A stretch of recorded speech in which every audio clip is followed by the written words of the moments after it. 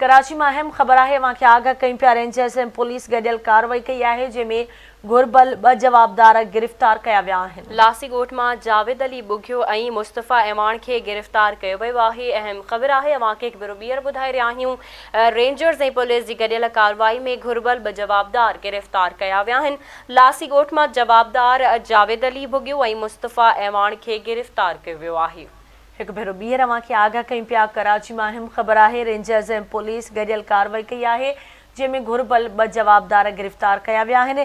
लासीगोट में जावेद अली बुघियो ऐं मुस्तफ़ा ऐवान के गिरफ्तार किया वियो आहे। रेंजर्स तर्जमान पारां इहो ॼाणायो वियो आहे।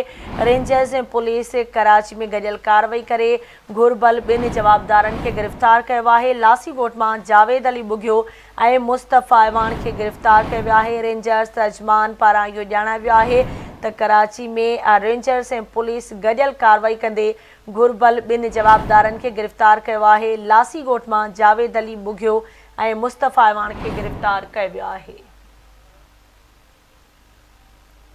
एक भेरो ॿीहर अवां खे ॿुधाए रहिया आहियूं रेंजर्स ऐं पुलिस जी गडियल कार्रवाई दौरान घुरबल 2 जवाबदार गिरफ्तार थिया आहिनि। लासीगोट में जवाबदार जावेद अली बुघियो ऐं मुस्तफ़ा ऐवान के गिरफ्तार किया वियो आहे। रेंजर्स तर्जुमान पारां ॼाणायो वियो आहे त लासीगोट में 2 जवाबदारनि खे गिरफ्तार किया वियो आहे। तफ़सील मालूम कंदासीं। असां सां लाइन ते मौजूद आहे कराची में आवाज़ न्यूज़ रिपोर्टर आमिर सुप्रो। जी आमिर, छा तफ़सील आहिनि, आगाह कजो।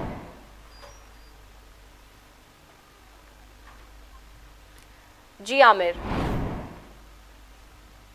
अब आपकी तरफ आएंगे।